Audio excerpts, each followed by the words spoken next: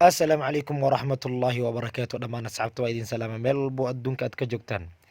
Fadlan haddaan nagu cusub tahay subscribe saara channelkeena Khaybar channel.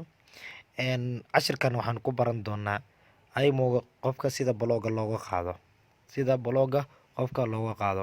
Okay, marka iMoga ayaa soo furanaysaa xariijinta hoose xagga dhinaca bidix ee hoose ee xariijinta meesha setting-ga laga aado ayaad klik siinaysaa ama aad taabanaysaa. Markuu sidan kuu soo saaro kadib waxaad dooranaysaa settings ayaad dooranaysaa. Okay, marka settings aad dooratid waxaad raadinaysaa blog contacts meel ay ku qoran tahay. Okay, blog contacts ayaad raadinaysaa. Okay, blog contacts markaad raadisid waa kana waad ku dhufanaysaa oo kaliya. Okay, markii qofka blogga dadka blog aa saartay halkan ayay kasoo wada muuqanayaan kulligooda.